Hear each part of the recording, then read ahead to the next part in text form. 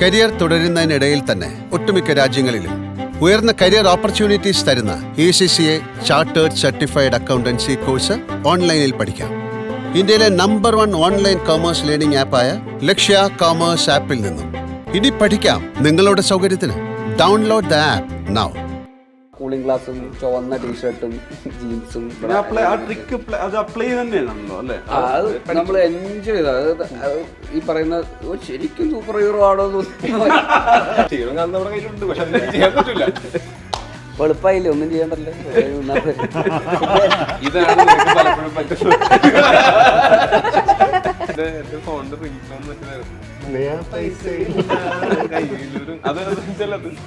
എനിക്ക് എന്നിട്ട് UK ഒന്നും മേടിച്ചോന്നില്ലല്ലോ. നീ വന്നില്ലല്ലോ വീട്ടിലേക്ക്. നിനക്ക് അവിടെ നീ ഓസ്ട്രേലിയക്കൊക്കെ പോയി വന്നപ്പോ എനിക്ക് മേടിച്ചോണ്ടെന്ന് ഞാൻ ഇട്ട് തീർന്നിട്ടില്ല. നമുക്കത് VFX ചെയ്യാമെന്നൊക്കെ പറഞ്ഞിട്ട് ഇങ്ങനെ ഇരിക്കുകയാണ്. VFX ചെയ്താലും അതിൽ 3D ചെയ്യേണ്ട വരും, റിങ്ങൊക്കെ 3D ആക്കേണ്ടി വരും. അപ്പോൾ അതിലെന്തെങ്കിലുമൊക്കെ ബോറാവും ചിലപ്പോൾ. അങ്ങനെ എന്നൊക്കെ പറഞ്ഞിട്ട് അളിയാൻ ഭയങ്കര കോൺഫിഡൻസ് ചെയ്യും എന്നൊക്കെ പറഞ്ഞിട്ട് അപ്പോൾ ഷോട്ടിന് മുമ്പ് ഇങ്ങനെ എടുത്ത് അളവൊക്കെ എടുത്ത് വെച്ച് എറിയേണ്ടത് എങ്ങനെയാണ് കൃത്യം നോക്കി വെച്ചിട്ട് ഓക്കെ ആക്ഷൻ ചേച്ചി എന്തുകൊണ്ടേ കുട്ടു ഫസ്റ്റ് ഡേ ഷൂട്ടിൽ നമ്മൾ വെള്ളം അടിച്ചിട്ടുള്ള ഒരു സീക്വൻസ് ആയിരുന്നു എടുത്തോണ്ടിരുന്നത്. ഇവർ രണ്ടുപേരും കഴിക്കുന്നത് അത് ഒന്നുകിൽ ഗ്ലാസ് എടുക്കുന്ന സമയത്ത് ഡയലോഗ് ശരിയാകുമ്പോൾ ഗ്ലാസ് എടുക്കൂല. ഒരു കോമഡിയും പറഞ്ഞിട്ടില്ലെങ്കിലും ഇത് വെറുതെ ഇങ്ങനെ തിരിച്ചാ ഫസ്റ്റ് ദർശനം തിരിച്ചു കൊടുക്കും, അപ്പൊ എല്ലാവരും തിരിച്ചു കൊടുക്കും. ഞാനിതിങ്ങനെ നോക്കിക്കൊണ്ടിരിക്കുന്നത് ഇത് എങ്ങനെയാണ് ടോവി, കാരണം അവിടെ മാത്രമാണ് വിനോദ് സെൽഫിൽ പോയിട്ട് അത് കട്ട് ചെയ്യുന്നൊരു പോർഷൻ ഉണ്ട്. അപ്പോൾ അത് ഇവിടത്തേക്ക് ഇങ്ങനെ ക്യാമറ ചാർജ് ചെയ്ത് വന്ന് അവിടുന്ന് കട്ട് ചെയ്ത് എഴുന്നേക്കുന്ന പോയിന്റ് എനിക്ക് ഭയങ്കര രസമായിട്ട് ടോവി ചെയ്തിട്ടുണ്ടായിരുന്നു.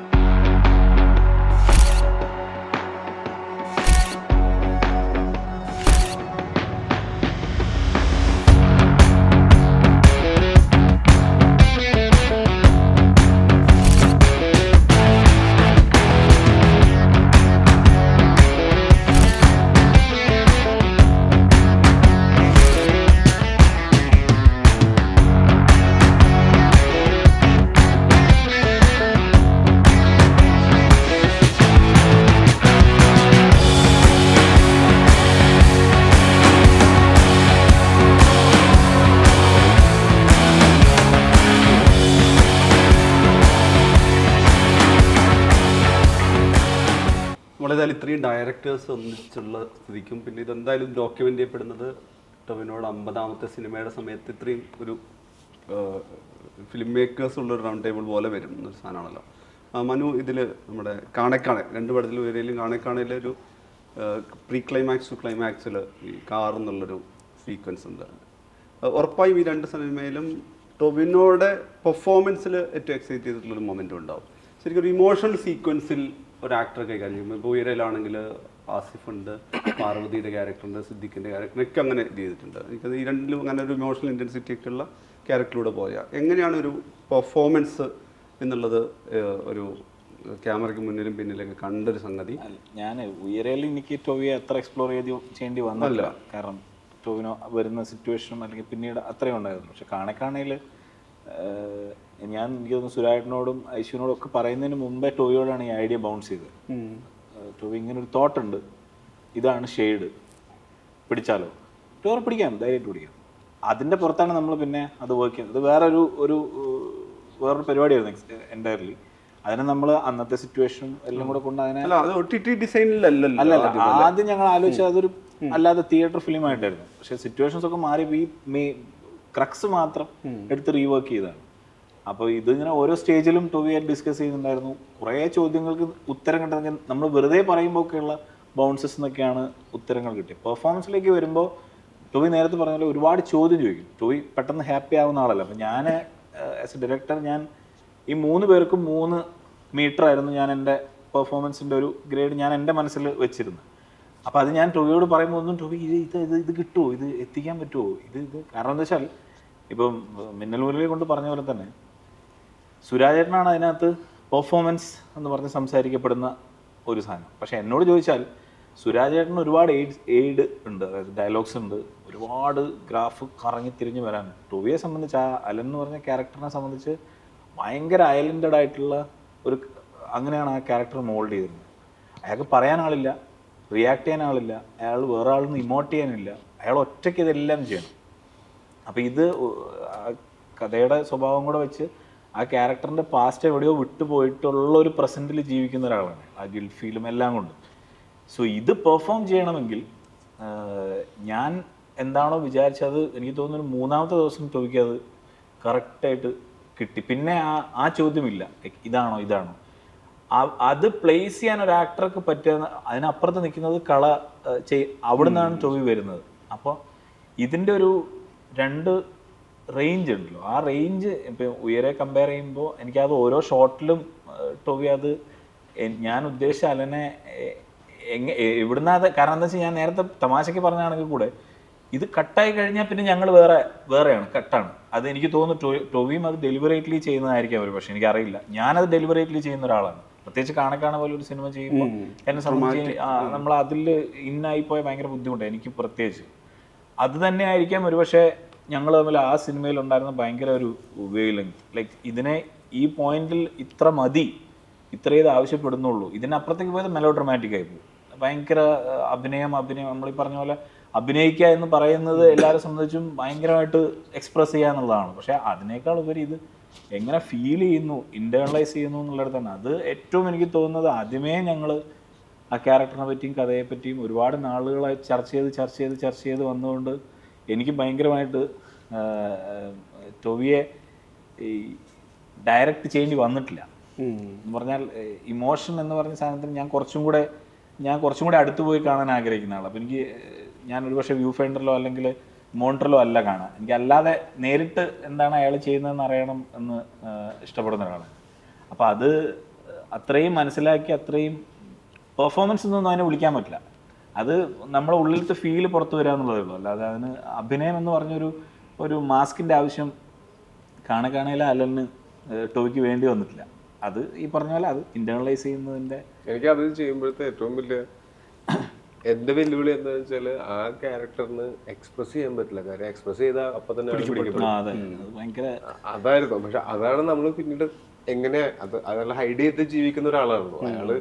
ആരെങ്കിലും ഒരു ഇത് പരിപാടിയൊന്നും ചെയ്യാൻ പറ്റുള്ളൂ, അപ്പൊ തന്നെ ആൾക്കാർ അങ്ങനത്തെ ഒരു സാധനം ചെയ്യാൻ പറ്റില്ല. ചെയ്യണം കാരണം നമ്മുടെ കയ്യിലുണ്ട്, പക്ഷെ അത് ചെയ്യാൻ പറ്റില്ല. എളുപ്പമായില്ലേ, ഒന്നും ചെയ്യണ്ടല്ലോ. ഇതാണ് പലപ്പോഴും പറ്റുന്നത്. സുഖമായിരുന്നല്ലേ അതാണ് ഏറ്റവും ബുദ്ധിമുട്ട്. ഞാനും രോഹിത്തും തമ്മിലായിരുന്നു ആ സമയത്ത് അടി. എന്റെ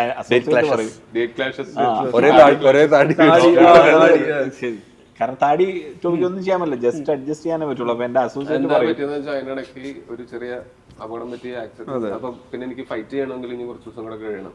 അപ്പൊ കള തീർന്നിട്ടുമില്ല. കള തുടങ്ങിയിട്ട് ആ താടിയാണ് കണ്ടിന്യൂറ്റി. എന്നാൽ കണക്കാട് തുടങ്ങും വേണം. അപ്പൊ ആ താടി വെച്ച് കണക്കാട് ചെയ്തിട്ട് തിരിച്ചു വന്നിട്ട് കള ചെയ്യണം. അപ്പൊ ഇത് പഠിച്ചാൽ വീണ്ടും ഇത് വരണം. അത് പഠിച്ചിരുന്നെങ്കിൽ എക്സ്പ്രഷൻ പുറത്തു വന്നേ. മേക്കപ്പ് മാൻ എന്നോട് ചോദിക്കും, ഗെറ്റപ്പ് ഫ്ലാഷും പ്രസന്റും ഉണ്ടല്ലോ, അപ്പൊ എന്നോട് ചോദിക്കാം അങ്ങനെയാണോ താടി ഇങ്ങനെ വെക്കണോ അത് ഇങ്ങനെ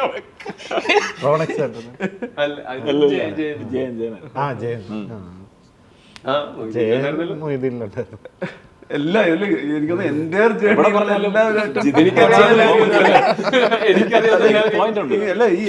ഇത്രയും ക്രോസ് ഓവർ ടോവിയുടെ സിനിമാ ജീവിതം ജിതിനില്ലാതെ ഇല്ല. ടോവി 50 എന്ന് പറയുമ്പോഴേ ഈ ടോവിക്ക് അറിയാവുന്ന അത്ര തന്നെ ഡോക്യുമെന്റ് ഇന്ന് അവിടെ ഇന്നയാൾ അസിസ്റ്റ് ചെയ്തിട്ടുണ്ടായിരുന്നു, ഇന്നയാളുണ്ടായിരുന്നു. എനിക്കൊന്ന് ഹിസ്റ്ററി അസിസ്റ്റന്റ് ഡയറക്ടേഴ്സ് ആരാണ്, ടെക്നീഷ്യൻസ് ആരാണ്, ക്യാമറാമാൻ ആരാ, എല്ലാം അറിയാം. എല്ലാരെയും കണ്ടിട്ടുണ്ടല്ലോ. ബാങ്ക് ബാലൻസ് ഉൾപ്പെടെ പണ്ട് വിളിക്കുമ്പോഴത്തേക്ക് ഇത്ര ഉണ്ടെന്ന് എന്റെ ഫോണിന്റെ റിംഗ് ടോൺ മറ്റേതായിരുന്നു. അത് എന്തായാലും അങ്ങനത്തെ നമുക്ക് ഇങ്ങനെ ഇടാനായിട്ടൊരു സാഹചര്യം കിട്ടിയപ്പോ ശരിക്കും കയ്യിൽ പൈസയില്ല. ആ സമയത്താണ് മൊയ്തീൻ വന്ന് അക്കൗണ്ട് എന്ന് പറയുന്നത്. അപ്പൊ തന്നെ ഞാൻ റിംഗ് ടോൺ മാറ്റി. നല്ല പിശുക്കനായിരുന്നു കളിയൻ. നമ്മള് ചെന്നൈയിൽ നമ്മൾ ഷോപ്പിംഗ് മാളിൽ ഷോപ്പിങ്ങിന് പോവുക. അപ്പോൾ ഏത് സമയത്തായിരുന്നു? അപ്പോൾ ഒരു സൈഡിൽ വലിയ ബ്രാൻഡുകൾ, അതായത് ബിഗ് ബ്രാൻഡ്സ് ഓൺലി. അതായത് നമ്മൾ കാണാൻ വേണ്ടി മാത്രം പോകുന്ന ഒരു ഏരിയ ഉണ്ട് അവിടുത്തെ. ആ മോളിൽ ലൈക്ക് ഗുച്ചി മറ്റേ അങ്ങനെ ആ ലെവൽ. അപ്പോൾ അത് നമ്മളിങ്ങനെ പോയി കാണും ഇങ്ങനെ പോയിട്ട്. എന്നിട്ട് നമ്മൾ റിലയൻസ് ട്രെൻഡ്സിലോ എവിടെയോ പോയിട്ട് ഞാൻ പിന്നെ ഓക്കെയാണ്, ഞാൻ ഫുൾ പൈസ കൊടുത്തിട്ട് എടുക്കാറുണ്ട്. ഇവൻ രണ്ടെണ്ണം എടുത്ത് ഒരെണ്ണം ഫ്രീ, അതിലൊക്കെ പോയിട്ടാണ് ഷോപ്പ് ചെയ്തോണ്ടിരുന്നത്. ഇപ്പൊ അങ്ങനെയല്ല, എനിക്ക് UK പോയപ്പോ ഡ്രസ്സൊക്കെ മേടിച്ചു. അത് വലിയ ബ്രാൻഡ് ഈ പറയുന്നത് ഇങ്ങനെ നോക്കുന്ന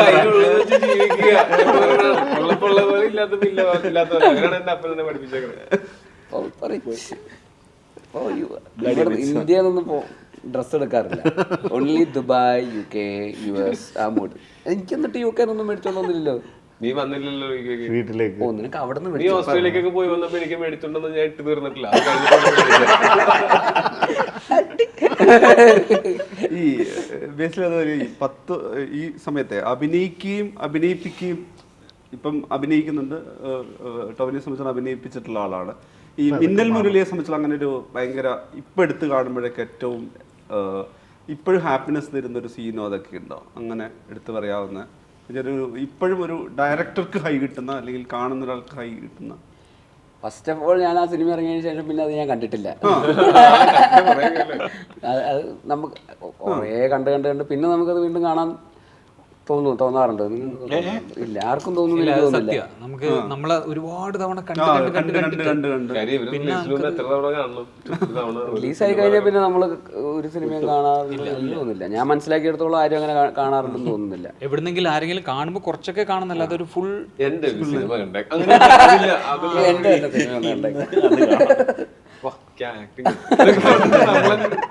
സിനിമ മിന്നലിലും മറ്റേ നമ്മളെല്ലാവരും പെട്ടെന്ന് ഹാപ്പി ആയത് എനിക്ക് തോന്നുന്നു മറ്റേ കാർണിവൽ സീൻ ഷൂട്ട് അത് അതായത് മറ്റേ കാർണിവലിൽ മറ്റേ റിങ് മറ്റേ തോക്കും കൊണ്ട് വെട്ടി വെക്കുന്നു ഈ ഐറ്റം ഉണ്ടല്ലോ. അത് അതിന്റെ മൊത്തത്തിലുള്ള കോസ്റ്റ്യൂമിലും ആ കൂളിംഗ് ഗ്ലാസും ചുവന്ന ടീഷർട്ടും ജീൻസും അത് നമ്മൾ എൻജോയ് ചെയ്ത. അത് ഈ പറയുന്ന ശരിക്കും സൂപ്പർ ഹീറോ ആണോ അങ്ങനെയല്ല സംഭവിച്ചത്. അന്ന് വെച്ചാല് വളയ പറയുന്നത് നമ്മള് പ്രാക്ടീസ് ചെയ്യാം. എനിക്ക് ഇങ്ങനത്തെ സാധനങ്ങൾ ഇങ്ങനെ ഇപ്പൊ നമ്മുടെ കുപ്പി ഇങ്ങനെ ഇറന്നിട്ടുള്ള നേരം നിർത്തല് ഒറ്റ ടേക്കിലൊന്നും കിട്ടൂല. പക്ഷെ എനിക്കത് കിട്ടുന്നവരെ ചെയ്യാനായിട്ട് ഇടയ്ക്ക് ഒരു തോന്നലുണ്ട്, ഒരു ഉച്ചപ്രാന്ത് പോലെ തോന്നുന്നു. അപ്പൊ ഇതാണെങ്കിലും നമ്മൾ ഇട്ട് കുട്ടിക്കൂറ, ബിസ്ക്കറ്റ്, പാർലേജി എന്നൊക്കെ പറഞ്ഞിട്ട് അതൊക്കെ കിട്ടി. വളയറിയല് ഞാനും അത്ഭുതപ്പെട്ടു പോയെന്താ വെച്ചാല് മറ്റേ ജയിക്കുന്നോട്ടെ പുട്ടുപറ്റി ഇങ്ങനെ അറിയണം, നോക്കാതെ നോക്കിട്ട് അറിയണം. രണ്ടാമത്തെ പ്രാവശ്യം നമുക്കത് VFX ചെയ്യാമെന്നൊക്കെ പറഞ്ഞിട്ട് ഇങ്ങനെ ഇരിക്കുകയാണ്. VFX ചെയ്താലും അതിൽ 3D ചെയ്യേണ്ട വരും, റിങ്ങൊക്കെ 3D ആക്കേണ്ടി വരും. അപ്പോൾ അതിലെന്തെങ്കിലുമൊക്കെ ബോറാവും ചിലപ്പോൾ. അങ്ങനെ എന്നൊക്കെ പറഞ്ഞിട്ട് അളിയാൻ ഭയങ്കര കോൺഫിഡൻസ് ചെയ്യും എന്നൊക്കെ പറഞ്ഞിട്ട്. അപ്പോൾ ഷോട്ടിന് മുമ്പ് ഇങ്ങനെ എടുത്ത് അളവൊക്കെ എടുത്ത് വെച്ച് എറിയേണ്ടത് എങ്ങനെയാണ് കൃത്യം നോക്കി വെച്ചിട്ട് ഓക്കെ ആക്ഷൻ. ചേച്ചിക്ക് എന്തുകൊണ്ടേ പുട്ടുപറ്റി നോക്കുമ്പോ രണ്ടും അപ്പൊ അതുപോലെ ബലൂൺ പൊട്ടിക്കൽ കറക്റ്റ്. നമുക്ക് ഇൻസേർട്ട് ഷോട്ടേ ഉള്ളൂ. ഇപ്പം ബലൂൺ പൊട്ടണ ഷോട്ടുകളൊക്കെ ഇൻസേർട്ടാ, അത് ഇവൻ വേണമെന്നില്ല, വേറെ ആരെങ്കിലും പൊട്ടിച്ചാൽ മതി. പക്ഷെ ഇവൻ തന്നെയാണോ വന്നിട്ട് ഞാൻ തന്നെ പൊട്ടിക്കാന്ന്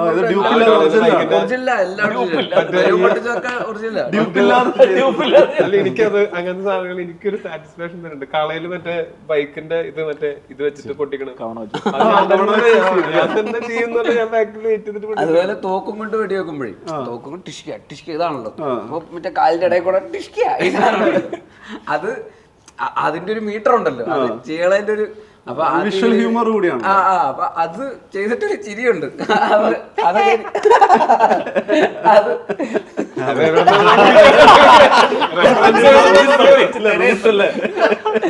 എനിക്കത് ഭയങ്കര സന്തോഷമായിരുന്നു അന്ന്.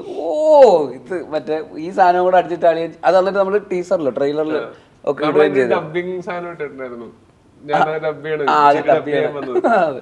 അത് ഭയങ്കര എന്താ പറയാ ഹ്യൂമർ എന്നുള്ള രീതിയിൽ മിന്നലിൽ ഇവൻ ചെയ്ത ഭയങ്കര ഇഷ്ടപ്പെട്ട സീനൊന്നും തന്നെ.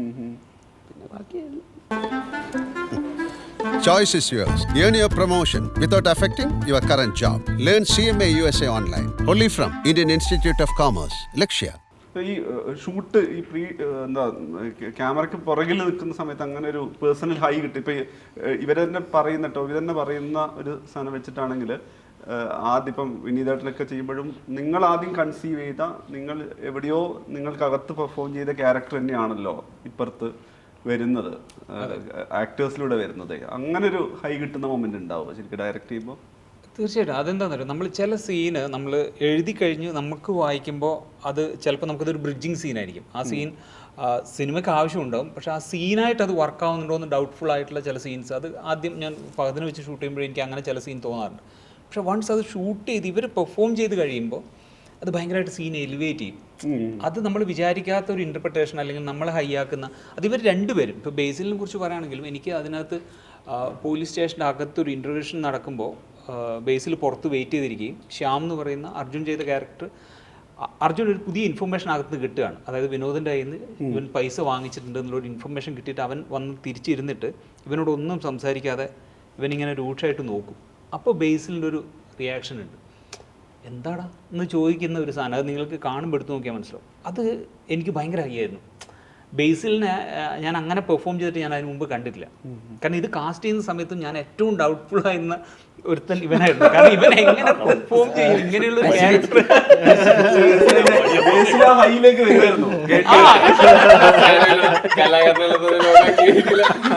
ഇത് T50 ആണ്. എന്നത് ഞാൻ പറയാം, T50 ആവട്ടെ.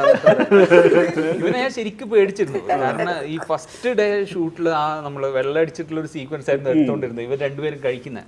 അത് ഒന്നുകിൽ ഗ്ലാസ് എടുക്കുന്ന സമയത്ത് ഡയലോഗ് തെറ്റിക്കും, ഡയലോഗ് ശരിയാകുമ്പോൾ ഗ്ലാസ് എടുക്കില്ല. അപ്പൊ ഞാൻ ശിവൻ തന്നെയാണോ ഇതൊക്കെ ഡയറക്റ്റ് ചെയ്തത്? മറ്റേ പ്രിയമ്പത കാതലായപ്പോ എന്നെ ഞെട്ടിച്ച ആള്. ഇതൊക്കെ ഇന്റേണലൈസ് ചെയ്യുന്ന കാര്യം പറഞ്ഞില്ലേ, ഞാനപ്പോ ഇന്റേണലൈസ് ചെയ്തു. അത് കള്ളു കുടിച്ചു എന്ന് പറഞ്ഞു കഴിയുമ്പോൾ നമ്മൾ തലേന്നല്ല ഓഫ് ആവും. അപ്പോ ഓഫ് കോഴ്സ് ഡയലോഗ് മറക്കാം, ക്ലാസ് എടുത്ത ഒരു ടേക്കിലെടുക്കാം, അടുത്ത ടേക്കിൽ മറക്കാം. പക്ഷെ ആദ്യത്തെ ആ സീൻ എനിക്ക് തോന്നുന്നു ഒരു 10-12 ടേക്ക് ഒക്കെ പോയെങ്കിലും പിന്നെ ബേസിൽ അതിനകത്തേക്ക് ഇപ്പൊ ഈ പറയുന്ന പോലെ ഇന്റർണലൈസ് ഞാനിത് പുറത്തു നോക്കി കാണാറുള്ളൂ. അപ്പൊ എനിക്കറിയാലോ ഇവനെ കുറെ നാളായിട്ട് അറിയാലോ. അല്ല ഞാൻ പക്ഷെ ശരിക്കും എനിക്ക് ബേസിലിന്റെ നല്ലൊരു ക്വാളിറ്റി ആയിട്ട് തോന്നിയതെന്ന് വെച്ചാൽ ബേസിലിന് അത് മറ്റേ സംവിധായകൻ എന്നുള്ളൊരു ഭാരവും കൂടെ അവന്റെ തലയിൽ ഉണ്ടായിരിക്കണം. അതായത് അവനത് എല്ലാവരുടെയും ഒക്കെ ആയിട്ട് എന്റെ തെറ്റുന്നത് എന്താ അങ്ങനെ എന്നുള്ള അങ്ങനെ എന്തോ ഒരു ചെറിയ ലൈറ്റിംഗ് അഡ്ജസ്റ്റ്മെന്റിന്റെ എന്തോ സമയത്ത് പുള്ളി എന്തോ ഒരു അത് നമ്മള് ആദ്യ ദിവസങ്ങളിലാണ് ഫസ്റ്റ് ബിഗിനിങ് ടൈമിലാണ് എന്തോ ഒരു കോമഡി പുള്ളി അടിച്ച് ഇതിനോട് ഭയങ്കര ചിരി കിട്ടി. അപ്പൊ പുള്ളി കോൺഫിഡൻസ് എന്താ എന്റെ ഇത് വേണ്ടത് ഇവൻ പിന്നെ അവിടെ ഇവൻ അല്ല അത് ഞാൻ ഇവൻ ആസ് എൻ ആക്ടർ അല്ലെങ്കിൽ ആസ് എ പേഴ്സൺ ഇവൻ ആസ് എൻ ആർട്ടിസ്റ്റ് ഇവൻ അവിടെ ആ സെറ്റിൽ കിടന്നിട്ട് ഇവന് വേണ്ട എനർജി ഡ്രോ ചെയ്യുന്നത് എനിക്ക് അവിടെ അപ്പൊ ഞാൻ അങ്ങനെ നോക്കി നിൽക്കണേ. ഇവൻ അപ്പോഴത്തേക്ക് പിന്നെ ഇവൻ വേറൊരാളാണ്. വേറൊരാളെന്ന് വെച്ചാല് എല്ലാവർക്കും ഇവന്റെ കോമഡി റിയൽ ലൈഫിൽ ഓഫ് സ്ക്രീനിൽ വർക്കായി. അപ്പൊ അതിൽ നിന്നുള്ള എനർജിയിൽ നിന്ന് പുള്ളി പെർഫോം ചെയ്ത് തുടങ്ങിയപ്പോ പിന്നെ ഒരു മാസം വായ അടച്ചിട്ടില്ല. കോമഡിയോട് കോമഡി എനർജി വേണ്ട സമയത്തൊക്കെ എന്താ ഞാൻ ഒരു സാധനം ഒരു കോമഡിയും പറഞ്ഞിട്ടില്ലെങ്കിലും ഇവൻ വെറുതെ ഇങ്ങനെ ചിരിച്ചാ ഫസ്റ്റ് ദർശനം ചിരിച്ചു കൊടുക്കും. അപ്പൊ എല്ലാവരും ചിരിച്ചു കൊടുക്കും. ഇവന്റെ ചിരി ഞങ്ങൾക്ക് ആക്ച്വലി ഒരു സീനിൽ എല്ലാവരും കൂടെ പൊട്ടിച്ചിരിക്കുന്ന സീനിന് ആർക്കും പെട്ടെന്ന് അങ്ങനെ പൊട്ടിച്ചിരിക്കാൻ പറ്റില്ല. അപ്പൊ ബേസിൽ തുടങ്ങി കൊടുക്കണം. സഞ്ജനയൊക്കെ ബേസിൽ എന്ന് പറഞ്ഞു വിളിക്കും. ഇവൻ തുടങ്ങിയ കാണുമ്പോൾ നമുക്ക് ചിരിയല്ലോ. മാത്രമല്ല നമ്മൾ ഡിയർ ഫ്രണ്ട് ചെയ്യുന്ന സമയത്ത് അത് നമുക്ക് ആ ലോക്ക്ഡൌൺ ഒക്കെ കഴിഞ്ഞിട്ട് നമ്മളൊന്ന് ബാംഗ്ലൂര് അല്ലെങ്കിൽ കേരളത്തിന് പുറത്തൊക്കെ പോയിട്ട് കുറെ കാലം ഞങ്ങൾ അവിടെ പോയിട്ട് ഞങ്ങൾ എല്ലാ ദിവസവും ഞാനും ബേസിലും ദർശനയും സഞ്ജനയും അർജുനും 2 അർജുന്മാരുണ്ടല്ലോ. അർജുന്റെ വൈഫ് ഉണ്ടാവും, ഇവന്റെ വൈഫ് ഉണ്ടാവും. നമ്മളെല്ലാവരും കൂടി ഇരുന്നിട്ട് വെറുതെ കഥ പറയും. അപ്പൊ ആ സിനിമയിലുണ്ടായിരുന്ന ഒരു അടുപ്പം പോലത്തെ ഒരടുപ്പം ഞങ്ങളൊക്കെ തമ്മിൽ ഉണ്ടായിരുന്നു. വർക്ക് ചെയ്യുന്ന സമയത്ത് അത് ഭയങ്കര ആ വൈബ്. ഫ്രണ്ട്ഷിപ്പ് നമ്മൾ ഫസ്റ്റ് ഡേ തന്നെ ഇവർ എല്ലാവരും കൂടിയുള്ള സീൻ എടുക്കുന്ന സമയത്ത് ഇവർ തമ്മിൽ ഈ ഒരു കണക്ഷൻ ഉണ്ടായത് കൊണ്ട് അത് എനിക്ക് ഭയങ്കര ഈസി ആയിരുന്നു. അതിനകത്ത് ഇപ്പം മനുഷ്യ ചോദിച്ചതുപോലെ എനിക്ക് 2 എക്സൈറ്റ്മെന്റുകളും എനിക്ക് കിട്ടിയിരുന്നു. എന്ന് വെച്ച് കഴിഞ്ഞാൽ ഇത്തരത്തിലുള്ള ഒരു വൈബ് അവിടെ ക്രിയേറ്റ് ചെയ്തിട്ട് വരുന്നത് ഞാൻ എൻജോയ് ചെയ്യുന്നുണ്ടായിരുന്നു. അതുപോലെ ഇവരുടെ പെർഫോമൻസിലും അതുപോലെ അതിനകത്ത് ആ ഒരു കൗൺസിലിംഗ് സീൻ ഉണ്ട് ദർശനമായിട്ട്. അപ്പോൾ ആ സീൻ ആക്ച്വലി അത് ചെയ്യുന്നതിന് മുമ്പ് അത് ആദ്യമായിട്ടാണ് വിനോദിന്റെ സെൽഫിലേക്ക് പോകുന്നത്. അപ്പൊ അത് ടോവിക്ക് കിട്ടാൻ വേണ്ടിയിട്ട് അങ്ങനെ ഒരു സെഷൻ ആദ്യം നമ്മൾ ചെയ്യിപ്പിച്ചിട്ടുണ്ട്. അർജുൻ്റെ വൈഫ് സൈക്കോളജി കഴിഞ്ഞ അപ്പോൾ അവളെ കൊണ്ട് ഫസ്ലീനെ കൊണ്ട് ഞങ്ങൾ ചെയ്യിപ്പിച്ചിരുന്നു. അപ്പോൾ അത് ചെയ്ത് കഴിഞ്ഞതിന് ശേഷം ടോവി പറഞ്ഞൊരു കാര്യം, ടോവിക്ക് അങ്ങനെ ലൈഫിൽ കുട്ടിക്കാലത്ത് അങ്ങനെ ഭീകരമായിട്ടുള്ള പെയിനുകളിലൂടെ കടന്നു പോയിട്ടില്ല ടോവി. പക്ഷേ ഈ പറയുന്ന വിനോദിന് ഒരു ട്രോമയുണ്ട്, ആ ട്രോമ നമുക്ക് കിട്ടുകയും വേണം. അപ്പോൾ ഇത് ചെയ്യിപ്പിച്ച് കഴിഞ്ഞതിന് ശേഷവും ഞാനിതിങ്ങനെ നോക്കിക്കൊണ്ടിരിക്കുന്നത് ഇതെങ്ങനെയാണ് ടോവി, കാരണം അവിടെ മാത്രമാണ് വിനോദ് സെൽഫിൽ പോയിട്ട് അത് കട്ട് ചെയ്യുന്നൊരു പോർഷൻ ഉണ്ട്. അപ്പോൾ അത് ഇവിടത്തേക്ക് ഇങ്ങനെ ക്യാമറ ചാർജ് ചെയ്ത് വന്ന് അവിടുന്ന് കട്ട് ചെയ്ത് എഴുന്നേക്കുന്ന പോയിന്റ് എനിക്ക് ഭയങ്കര രസമായിട്ട് ടോവി ചെയ്തിട്ടുണ്ടായിരുന്നു. അത് കാരണം ആദ്യം ഇങ്ങനൊരു എക്സ്പീരിയൻസ് ഇല്ല എന്ന് പറഞ്ഞ ഒരാൾ, എന്നാൽ ആ എക്സ്പീരിയൻസ് അത് ക്യാരക്ടറിൻ്റെ എക്സ്പീരിയൻസാണ്, അതിലേക്ക് പോവുക എന്ന് പറയുന്നത് ടോവിക്ക് ഭയങ്കര ഈസി ആയിരുന്നു. എനിക്ക് ആ ക്യാരക്ടറിനെ പോലത്തെ ആൾക്കാരെ ഞാൻ എവിടെയോ ജീവിതത്തിൽ എപ്പോഴൊക്കെ പരിചയപ്പെട്ടിട്ടുണ്ട്. ഒരാള് ഇത്രയും ആൾക്കാരെ പറ്റിച്ച് ഒരു സ്ഥലത്ത് നിൽക്കണമെങ്കിൽ അയാളുടെ നിലയിൽ കൂടെ എന്തൊക്കെ പോയിട്ടുണ്ടാവും. അയാളുടെ ഷൂസിൽ നിന്ന് ചിന്തിക്കുക, അയാളത് വേറെ ആരും ഫോഴ്സ് ചെയ്ത് ചെയ്യുന്നതായിരിക്കില്ല, അയാളുടെ തലയിൽ. അപ്പോൾ ഇയാള് ഒരേ സമയം ഇവർക്ക് ലൈഫ് അഡ്വൈസ് കൊടുക്കുന്നു, ഇവരുടെയൊക്കെ ഭയങ്കര സുഹൃത്തായിട്ട് നിൽക്കുന്നു. എവിടെയോ ഒരു ആത്മാർത്ഥത അയാൾക്ക് ഉണ്ടായിരുന്നിരിക്കണം. ഒരുപക്ഷെ ആൾക്കാരെ പറ്റിക്കുന്നതിൽ ഒരു ഹൈ കിട്ടുന്ന ആളായിരിക്കും. ഞങ്ങൾ അങ്ങനെയാണ് ഡിസ്കസ് ചെയ്തുകൊണ്ടിരുന്നത്. അപ്പോൾ ഇയാൾക്ക് വേറെ എന്തെങ്കിലും കാര്യമുണ്ടോ, അവസാനം എന്തിനാണ് അവസാനം ഇവരെ രക്ഷിക്കാൻ വേണ്ടിയിട്ടായിരിക്കുമോ ഇവരെ നിങ്ങൾ വിട്ടോ, അതൊരു സേഫ് അല്ല എന്ന് പറഞ്ഞിട്ട് വിട്ടോ എന്ന് പറയുന്നത്? അതും ഇവനൊട്ടും ഒരു ഹൃദയമില്ലാത്തവനാണോ? ഇങ്ങനെയുള്ള ചോദ്യങ്ങളൊക്കെ ഞങ്ങൾ നിരന്തരമായിട്ട് ചോദിച്ചിരുന്നു. ആ കോംപ്ലക്സിറ്റി ശരിക്കും ആ ക്യാരക്ടറിൻ്റെ അതിനകത്തേക്ക് പോകാൻ ടോവിക്ക് ഈസി ആയിട്ട് പറ്റിയിട്ടുണ്ടായിരുന്നു. അത് ഞാൻ ഭയങ്കരമായിട്ട് ഭയങ്കര എക്സൈറ്റ്മെൻറ്റോടുകൂടി കണ്ട ഒരു സാധനം. അങ്ങനെ ഒരു കളാ മൊമെന്റ് എന്താ? കള മൊത്തം മൊമെന്റാണല്ലേ? സത്യം അത് എനിക്ക് മൊത്തത്തിൽ എന്ന് പറയുന്ന ഒരു എക്സ്പീരിയൻസിലാണ് എനിക്ക് തോന്നുന്നു ടോവി ആ ഒരു സ്ഥാനത്തിലായിരിക്കും. അങ്ങനെ ഒരു മൊമെന്റ് എടുത്ത് പറയുമ്പോൾ വർക്ക് ചെയ്യുന്ന സമയത്ത് നമുക്ക് ഒരു എഫേർട്ട് ഒക്കെ ഉണ്ടായിരുന്നെങ്കിലും ടോട്ടലി ഇന്നായിരുന്നു. അതായത് ആ കൊറോണ സമയം എന്നുള്ളതും ഇപ്പൊ വേറൊരു സമയമാണെങ്കിലും അങ്ങനെ തന്നെ ആയിരിക്കും. ഞങ്ങൾ ഇതുപോലെ ഇരുന്ന് സംസാരിച്ച്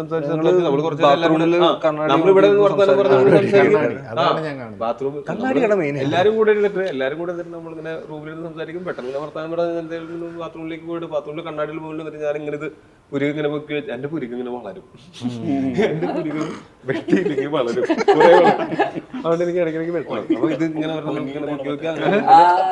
ഇത് ആരെയോ എവിടെയോ കണ്ടു, ഒണിയുടെ പഴയ അതിന്. അപ്പൊ നമ്മളിങ്ങനെ സിഗരറ്റിന്റെ പുക ഇങ്ങനെ ഇതിലേക്ക് ഊതി വിടുന്നത്, അങ്ങനത്തെ കുറെ സാധനങ്ങൾ നമ്മളിങ്ങനെ പറഞ്ഞു നോക്കി. അപ്പൊ ഈ ക്യാരക്ടറിനെ പറ്റിയിട്ട് നമുക്ക് എങ്ങനെയൊക്കെ നമുക്ക് ഈ ക്യാരക്ടറിനെ മനസ്സിലാക്കാം, ഇന്റർണലൈസ് ചെയ്യാനായിട്ട് എന്തൊക്കെ ചെയ്യാം എന്നുള്ളതാണ്. ആഫ്റ്റർ ഒരു പോയിന്റ് കഴിഞ്ഞിട്ട് അങ്ങനെ ഒരു ഡയറക്ഷനോ ഒന്നും ഉണ്ടായിരുന്നില്ല അതിന്, പെർഫോമൻസിലൊന്നും. അതായത് അത് കറക്റ്റ് ട്രാക്കിൽ ആ മാജിക് ഞാനിങ്ങനെ വിറ്റ്നസ് ചെയ്തുകൊണ്ടിരുന്നിരുന്നൊരു സമയം ഉണ്ടായിരുന്നു. പിന്നെ ഷൂട്ട് മൊത്തം ഞങ്ങൾ എടുത്തു കളഞ്ഞു. ഞാനും മൂറും തമ്മിലൊരു ഷൂട്ട് ചെയ്ത് നോക്കി. ആ 4 ദിവസം നമുക്ക് ഒന്ന് ക്വാറന്റൈനിൽ പോകേണ്ടി വന്നിരുന്നു. അവിടെ ആ സമയത്ത് കൊറോണ ഉള്ള ആളുകൾ വന്നോ വന്നില്ലേ എന്നൊക്കെ പറഞ്ഞൊരു കൺഫ്യൂഷൻ ഒക്കെ ആയിട്ട് എല്ലാവരും 4 ദിവസം ക്വാറന്റൈനിൽ ഇരുന്നു. ഇനി എല്ലാ സിനിമയിലും ആദ്യത്തെ ദിവസത്തെ ഷൂട്ടാണ് വേണ്ടിയൊരു ഷൂട്ട്. ജിതിന് എന്തായാലും ഇത് ഇത്രയും വലിയൊരു 10 years+ ജേർണി അത് പ്രേക്ഷകരെടുത്താണ്. ഇത് 3D ആയിട്ടാണ് വരുന്നത്. മലയാളത്തിൽ റീസെൻ്റ്ലി ഏറ്റവും വലിയ റിലീസായിട്ടാണ് വരുന്നത്. എന്താണ് പേഴ്സണലി ഇപ്പം ഈ ചിലപ്പോൾ ഈ വീഡിയോ കാണുമ്പോൾ തന്നെ ആളുകൾ സിനിമ കണ്ടു തുടങ്ങും, എന്താണ് ഈ ഒരു മൊമെൻറ്റിൽ പറയാവുന്നത്? അല്ല, ബേസിക്കലി നേരത്തെ പറഞ്ഞ പോലെ ഇപ്പോൾ ഞങ്ങളുടെ എല്ലാം എത്രയോ വർഷത്തെ സ്വപ്നമാണ്. അത് മലയാളികൾ ഇഷ്ടപ്പെടുന്ന രീതിയിലാണ് അത് ക്രിയേറ്റ് ചെയ്തേക്കുന്നത്. അത് ഒരു ഏജ് ഡിഫറൻസോ ആൾക്കാരുടെ ഇതോ അങ്ങനെ ഒന്നുമില്ലാതെ ഒരു കുട്ടി മുതൽ പ്രായമായിട്ടുള്ള അപ്പൂപ്പന് വരെ എൻജോയ് ചെയ്യാൻ പറ്റുന്ന ഒരു പ്രോഡക്റ്റാണ് നമ്മൾ ക്രിയേറ്റ് ചെയ്തേക്കുന്നത്. അത് അങ്ങനെ ഒരു നേരത്തെ എപ്പോഴും ടോവി പറയുന്ന പോലെ ഒരു മാർക്കിടലിനെയും കാട്ടി ഒരു ഓണത്തിന് നമ്മൾ പണ്ട് അച്ഛനമ്മേരെ കൂടെ ഓണത്തിന് പോയി സിനിമ കണ്ട് എൻജോയ് ചെയ്യുന്ന പോലത്തെ അങ്ങനെ എൻജോയ് ചെയ്യാൻ പറ്റുന്ന ഒരു പാക്ഡായിട്ട് കുറേ അധികം ജോണേഴ്സും ഒരുപാട് കഥകൾ ഉള്ള, ഒറ്റ കഥയിലല്ല സിനിമ പോകുന്നത്. ആ സിനിമയ്ക്കുള്ളിൽ തന്നെ കുറേ കഥകളുണ്ട്. ആ കഥകളെല്ലാം എല്ലാവർക്കും ഇഷ്ടപ്പെടുന്ന, നമ്മൾ കേട്ടിട്ടുള്ള പോലത്തെ കഥകളുള്ള ഒരു സിനിമയാണ് AR. അത് എല്ലാവർക്കും ഇഷ്ടപ്പെടും എന്നാണ് ഞങ്ങൾ വിശ്വസിക്കുന്നത്. ടോവി, ഇതിൽ ഒരു ആത്മവിശ്വാസത്തിൻ്റെ അധ്വാനത്തിൻ്റെ ഒരു യാത്ര 50ാമത്തെ സിനിമയിലെത്തുകയാണ്. ഈ അത് AR എന്ന് പറയുന്ന പോലൊരു സിനിമയായിട്ട് സംഭവിച്ചത് യാദൃശ്യമാണ്. എന്താണ് അതിനെക്കുറിച്ച് പറഞ്ഞത് നമുക്ക് അവസാനിപ്പിക്കാവുന്നത്?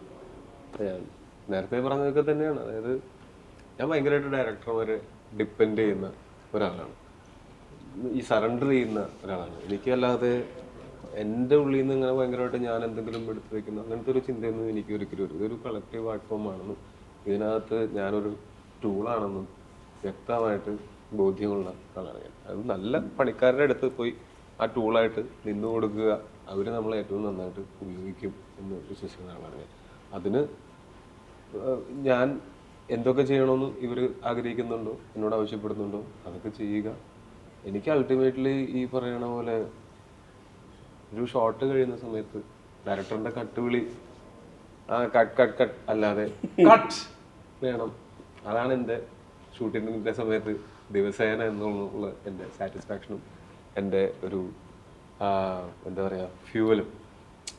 ആ കട്ടിൻ്റെ മോഡുലേഷനിലോ അല്ലെങ്കിൽ ആ കട്ടിൻ്റെ ശബ്ദത്തിലോ ഉണ്ടായിരിക്കും എനിക്കുള്ള ഫ്യൂവല്. അല്ല ആ കട്ടിന് ഒരു ബലം കുറവുണ്ടെങ്കിൽ, ഒരു എനർജി കുറവുണ്ടെങ്കിൽ ഞാൻ ഒന്നുകൂടെ പോവാം എന്ന് ഞാൻ തന്നെ അപ്പോൾ തന്നെ പറയും. എന്നിട്ട് ഇവരുടെ അപ്പോൾ ഫസ്റ്റ് എനിക്ക് വേണ്ട വാലിഡേഷൻ എന്ന് പറഞ്ഞു കഴിഞ്ഞാൽ ഒരു ആസ് എൻ ആക്ടർ എനിക്ക് ഫസ്റ്റ് വേണ്ട വാലിഡേഷൻ എൻ്റെ ഡയറക്ടറിൻ്റെയാണ്. അപ്പം അങ്ങനെ ഡിപ്പെൻഡ് ചെയ്തിട്ട് ചെയ്യുന്ന ഒരു ജോലിയാണത്. അതിപ്പോൾ ഞാനത് കണ്ടിട്ടുള്ളതെന്ന് പറഞ്ഞു കഴിഞ്ഞാൽ ഞാൻ എൻ്റെ സീനിയേഴ്സായിട്ടുള്ള ആക്ടേഴ്സ് അങ്ങനെയാണ് ചെയ്യുന്നത് കണ്ടിട്ടുള്ളത്. കാര്യം മറ്റൊന്നുമല്ല, നേരത്തെ പറഞ്ഞ പോലെ തന്നെ ഈ സിനിമയുടെ എനിക്ക് ഇൻഡിവിജ്വൽ സീൻസ് ആണ് ഞാൻ പെർഫോം ചെയ്യുന്ന സമയത്ത് ചിന്തിക്കുന്നത്, അല്ലെങ്കിൽ ഞാൻ ഉള്ള ഭാഗമായിട്ടുള്ള സീനുകളാണ് ഞാൻ ഏറ്റവും കൂടുതൽ ചിന്തിക്കേണ്ടി വരുന്നത്. പക്ഷേ സിനിമയുടെ ടോട്ടാലിറ്റി ഉണ്ടാകാൻ പോകുന്നത് ഡയറക്ടേഴ്സിൻ്റെ തലയിലാണ്. അതുകൊണ്ട് എനിക്ക് അവരുടെയാണ് ട്രസ്റ്റ്. അപ്പോൾ ഞാനും വന്ന് ഇടയ്ക്ക് ചോദിച്ചിട്ടുണ്ട്, ഞാൻ പുള്ളിയെടുത്ത് ചോദിച്ചിരിക്കണം, ഓക്കെ അല്ലേ, ഇത് കുറഞ്ഞു പോകില്ലല്ലോ, കൂടിപ്പോയില്ലല്ലോ എന്നൊക്കെ ഞാൻ ചോദിക്കും. എന്നൊക്കെ ചോദിക്കുന്ന സമയത്ത് പുള്ളി പറഞ്ഞു കറക്റ്റാണ്, നിങ്ങൾക്ക് ഓക്കെ ആണെങ്കിൽ എനിക്ക് ഓക്കെ, എനിക്കതാണ്, നിങ്ങൾക്ക് ഓക്കെ ആണെങ്കിൽ എനിക്ക് ഓക്കെ. അതാണ് എല്ലാ സംവിധായകരോടും ഞാൻ എപ്പോഴും പറയുന്നത്. ഇവൻ്റെ അടുത്താണെങ്കിലും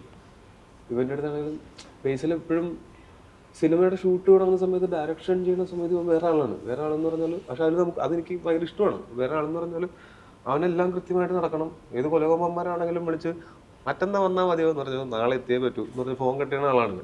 അങ്ങനെ പേടിച്ചിട്ടുള്ള ആൾക്കാരെയൊക്കെ എനിക്കറിയാം. അപ്പോൾ അങ്ങനത്തെ ആളാണ് ഇവൻ. അപ്പോൾ പക്ഷെ ഞാനാണെങ്കിലും ഇവനങ്ങനെ നമ്മളെ ഒരിക്കലും മനഃപൂർവ്വം ഇൻസൾട്ട് ചെയ്യാൻ വേണ്ടിയിട്ട് ഇവനൊന്നും ചെയ്യില്ല എന്നുള്ളത് എനിക്കറിയാം. അവൻ പറയും അത് വേണം ഇങ്ങനെ വേണം എന്ന് പറയുമ്പോൾ എന്താണോ അവൻ പറഞ്ഞത് അത് അതേപോലെ തന്നെ അനുസരിക്കുക. അല്ലെങ്കിൽ എനിക്ക് അതിനകത്ത് എന്തെങ്കിലും മറുപടി ഉണ്ടെങ്കിൽ ഞാൻ ചെന്ന് ഡിസ്കസ് ചെയ്തിട്ട് രണ്ടുപേർക്കും ഹാപ്പി ആവുന്നൊരു സാധനത്തിലേക്ക് ചെയ്യുക എന്നുള്ളതാണ്. സെറ്റിൽ വെച്ച് എന്തെങ്കിലും ചെയ്താലും ഞാനിങ്ങനെ ഭയങ്കര റൂമിലേക്ക് വേണ്ട എന്നേ പറയുള്ളൂ. കാര്യം എന്താ വെച്ചാൽ എനിക്ക് ആ ലൊക്കേഷനിൽ അവിടെ ഒരിക്കലും ഡിസ്റ്റർബ് ചെയ്യാൻ ആഗ്രഹമില്ലാത്തത് ഡയറക്ടറിന്റെ പീസ് ഓഫ് മൈൻഡാണ്. അപ്പോൾ ഞാൻ അങ്ങനെ ഭയങ്കരമായിട്ട് ഡിപ്പെൻഡ് ചെയ്യുന്ന ആളാണ്.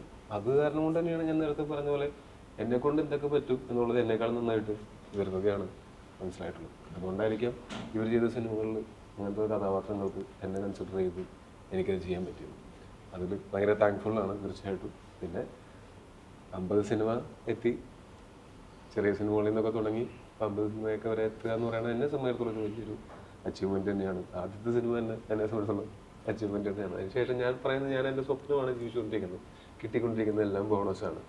എന്നെ ഒരു നല്ല ടൂളായിട്ട് ഉപയോഗിക്കുന്ന സംവിധായകർക്ക് ഞാനെന്നും ഇതേപോലെ തന്നെ സറണ്ടർ ചെയ്ത് നിൽക്കുക എന്നുള്ളതാണ് എൻ്റെ തുടർന്ന് അങ്ങോട്ടുള്ള ഉദ്ദേശവും. പിന്നെ പ്രേക്ഷകരും തീർച്ചയായിട്ടും ഭയങ്കര സപ്പോർട്ടാണ് എനിക്ക് തന്നിട്ടുള്ളത്. കാര്യം ഞാൻ തുടങ്ങിയെടുത്ത് ഇന്ന് ഞാൻ തിരിഞ്ഞു നോക്കുന്ന സമയത്ത് അവിടെ നിന്ന് ഞാൻ ഒരുപാട് ദൂരം മുന്നോട്ട് വന്നിട്ടുണ്ട്.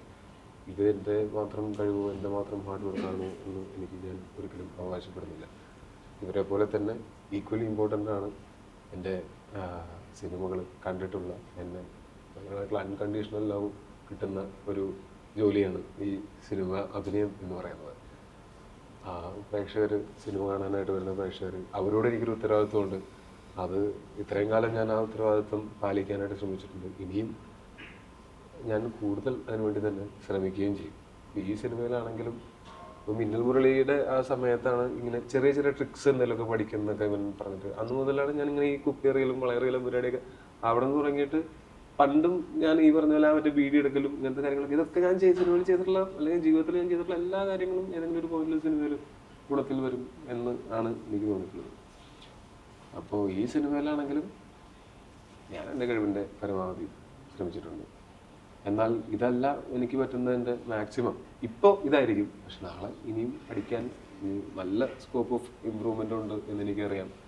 അത് തീർച്ചയായിട്ടും ഞാനത് ആ ഉത്തരവാദിത്തത്തോടെ തന്നെ ഇനിയും തുടർന്ന് അങ്ങോട്ട് ജോലി ചെയ്യും. കാര്യം ഇത് ഞാൻ ഇഷ്ടപ്പെട്ട് വന്ന ഒരു സ്ഥലമാണ്. എനിക്ക് ഇവിടെ നിൽക്കുന്ന സമയത്ത് സന്തോഷത്തോടെ ഹാപ്പി ആയിട്ട് ഇഷ്ടപ്പെട്ട് തന്നെ കാലാകാലം ചെയ്യണം. കാലാകാലം ഇഷ്ടപ്പെട്ട് സുഖിച്ച് ചെയ്യണമെന്ന് ഞാൻ പറയുന്നില്ല, ഇഷ്ടപ്പെട്ട് തന്നെ ചെയ്യണം എന്നുള്ളത് മാത്രമേ എനിക്കുള്ളൂ. അതിന് ഈ സിനിമ നല്ല വിജയമായി കഴിഞ്ഞാൽ ഞങ്ങൾക്കൊക്കെ ഇനിയും സിനിമകൾ കുറച്ച് പ്ലാനുണ്ട്. ഈ സിനിമ വിജയിക്കുമ്പോൾ അതിനനുസരിച്ചിട്ട് ഞങ്ങളുടെ സിനിമകളും വലുതാവുകയും അല്ലെങ്കിൽ ഞങ്ങൾ കുറച്ചും കൂടെ പണിയെടുക്കാൻ ഊർജ്ജം കിട്ടുകയും ഒക്കെ ചെയ്യും. അങ്ങനെ ഈ സിനിമ നിങ്ങൾക്ക് വെച്ച് തരാണ് ഞങ്ങളുടെ സ്വപ്നത്തിന്, നിങ്ങളെയും കൂടെ ആ സ്വപ്നത്തിലേക്ക് വിളിക്കുകയാണ്. ആ സ്വപ്നം നിങ്ങളും സ്വീകരിക്കും, നിങ്ങൾക്കും ഇഷ്ടപ്പെടും എന്ന് തോന്നുന്നു.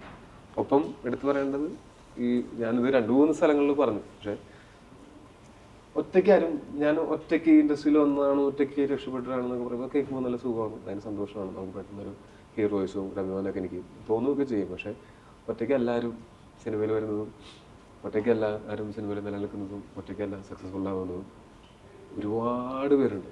അത് സിനിമയ്ക്കകത്തും പുറത്തുമുള്ള, സിനിമയിൽ ചെറുതും വലുതുമായിട്ടുള്ള ജോലികൾ ചെയ്യുന്നവരാവാം, സിനിമയ്ക്ക് പുറത്താണെങ്കിലും വലിയ ആളോ ചെറിയ ആളോ ഒന്നുമില്ല, ഒരുപാട് ആൾക്കാരുടെ സഹായം നമുക്ക് എല്ലാവർക്കും കിട്ടിയിട്ടുണ്ടാവും. പക്ഷെ ഇവരൊന്നും ചിലപ്പോൾ ഫേമസ് ആയിട്ടുള്ള ആൾക്കാരായിരിക്കില്ല. ഫേമസ് ആയിട്ടുള്ള ആൾക്കാർ നമ്മളെ സഹായിക്കുമ്പോൾ അത് കുറേ പേര് അറിയും. പക്ഷെ ഫേമസ് അല്ലാത്ത, അറിയപ്പെടാത്ത ഒരുപാട് പേരുടെ സഹായം കൊണ്ടാണ് ഇവിടം വരെ എത്തിയിട്ടുള്ളത്. അവരോടും നന്ദി. പിന്നെ എൻ്റെ സപ്പോർട്ട് സിസ്റ്റം എന്ന് പറയുന്നത് തീർച്ചയായിട്ടും എൻ്റെ ഫാമിലിയും എൻ്റെ ഫ്രണ്ട്സും എൻ്റെ കസിൻസും തുടങ്ങിയിട്ടുള്ള എനിക്ക് എൻ്റെ ഒരു സപ്പോർട്ട് സിസ്റ്റം ഉണ്ട്. അവരോടും നന്ദി. പിന്നെ നേരത്തെ ഞാൻ പ്രസ് മീറ്റിൽ പറഞ്ഞതുപോലെ വളർത്തിയവർക്കും തളർത്തിയവർക്കും എല്ലാം നന്ദി. ആരോടും പരാതിയില്ല. കാര്യം നിങ്ങളൊക്കെ കൂടിയിട്ടാണ് ഇന്ന് ഈ കാണുന്ന നിലയിലേക്ക് ഈ 50 പടം ചെയ്യാനായിട്ട് എന്നെ സഹായിച്ചത്. ഇനി തുടർന്ന് അങ്ങോട്ട് പോകണമെങ്കിൽ ഇഷ്ടപ്പെടുന്നവരും ഇഷ്ടപ്പെടാത്തവരും ഒക്കെ വേണം. ഇഷ്ടപ്പെടുന്നവർ മാത്രമായി കഴിഞ്ഞാൽ ഞാനൊരു മൂഢസ്വർഗത്തിലായി പോകും. ഞാൻ ചെയ്യുന്നതിൻ്റെ ക്വാളിറ്റി ചിലപ്പോൾ ശരിയാവാതെ പോകും. ഇഷ്ടപ്പെടാത്തവരുണ്ടാവണം, അവർ വിമർശിക്കണം. വിമർശിക്കുമ്പോൾ എനിക്കൊരു വാശി വരും, ഞാൻ കൂടുതൽ പണിയെടുക്കും. അതായിരിക്കും ചിലപ്പോൾ എൻ്റെ ഫയർ കത്തി നിർത്തുന്നത്. എല്ലാവർക്കും നന്ദി. അപ്പോൾ താങ്ക് യു. അജയൻ്റെ 2-ാം വർഷം ഒരു ഗെയിം ചേഞ്ചിങ് സിനിമയാവട്ടെ. നമുക്ക് അതിനുശേഷം കുറച്ചുകൂടി വിശാലമായിട്ട് ഇരിക്കാനും പറ്റട്ടെ. ഉറപ്പായിട്ടും. Thank you. Oh, you did a professional course along with BCom at this young age and studied at Lakshya. Learn CMA USA online along with your BCom through Lakshya. Degree complete ചെയ്യുന്നതിനൊപ്പം ഒരു commerce പ്രൊഫഷണലാവാം. കൂടാതെ ലക്ഷക്കണക്കിനുള്ള ലക്ഷ്യൻ community support only from Indian Institute of Commerce, Lakshya.